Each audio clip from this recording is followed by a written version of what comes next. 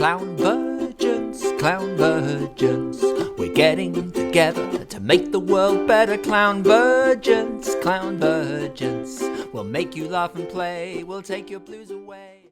Eu gostaria de começar dizendo que eu estou bem nervoso com essa primeira participação no evento e agradecendo muito por esse convite. Bem, eu me chamo Rafael Barreiros, mas com o tempo recebi o nome de Rafa Gentileza e o tempo me fez, inclusive, ser conhecido como Palhaço Gentileza. Eu tenho 25 anos atuando como palhaço e 20 anos atuando como palhaço no espaço hospitalar. O nome Gentileza é uma homenagem a um trabalhador de circo que dedicou sua vida com consolar as famílias depois do segundo maior incêndio da história do Brasil, o incêndio do circo americano, e ele dedicou sua vida fazendo gestos de gentileza para consolar essas pessoas. E aí meu nome é uma homenagem a esse trabalhador do circo.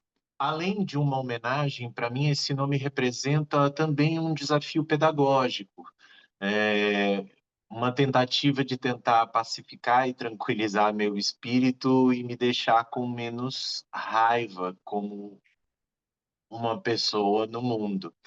Porque ser um homem preto, pobre e artista no Brasil é viver eternamente num mundo que diz que você não deve estar onde você está. E nesse mundo, eu sou filho de um casal de operários, em que meu pai sempre representou o estereótipo de um homem patriarcal brasileiro, ou uma pessoa com poucas expressões de afeto e bastante pragmático e machista, em que tinha somente na comédia uma forma de expressar suas emoções. Adorava acumular piadas em seu repertório, porém ele contava elas de forma muito ruim, porque a ansiedade dele em contar fazia com que ele perdesse o tempo cômico e sempre antecipava o punchline, e fazendo com que ele tivesse que sempre forçar a graça de suas piadas. Vai ver que foi por conta disso que eu decidi me dedicar à arte do clown e aos estudos relacionados à comicidade. E mesmo assim, sendo artista numa família como a minha, era um ato de resistência. Me lembro que meu pai só me viu no palco uma vez, depois de já ter uma carreira profissional consolidada como artista. E a primeira vez que ele me viu no palco, e a plateia me aplaudiu, eu pude vê-lo se emocionando, e chorando diante disso. E essa foi a primeira vez que eu tive a sensação de que estávamos perto de fechar alguns ciclos na nossa relação. Não sei se por conta do trabalho no hospital ou por ter passado minha vida inteira morando atrás do cemitério de minha cidade, falar da morte nunca foi um tabu na minha experiência de vida. E eu sempre vi a figura do palhaço muito associado a esse ser que, de alguma forma, está ligado à morte. Porque o nariz vermelho, para mim, ele representa a morte da vaidade, a morte do ego, né? E por isso também que a forma que eu construo minhas obras e meus espetáculos, o riso delas sempre vai vir não de um lugar de um riso doce e alegre, mas de um riso que no final de suas notas vai ter cores relacionadas a dores, à ironia e a um pouco de acidez.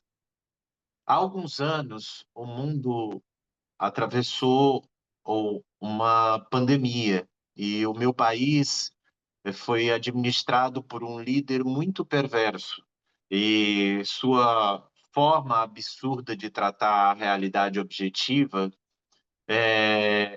fez com que tivéssemos 600 mil mortos. E nesse período, o meu trabalho foi suspenso. Esse líder perverso, por vezes, foi associado à figura de um dark clown, um palhaço sombrio, né? E neste período, tivemos que encontrar formas criativas de nos mantermos vivos e esperançosos durante a pandemia. Todas as soluções nesse contexto trágico também criaram formas cômicas. Eu me sentia ridículo lavando as embalagens e me adaptando ao que todos nós chamávamos de novo normal. Após os 3 anos desse pesadelo e todos os medos no cuidado com os meus pais, que eram idosos, eu fui convidado a um novo desafio. O meu pai foi diagnosticado com um câncer de fígado em estado avançado e não operável, e com única possibilidade a de fazermos um tratamento paliativo.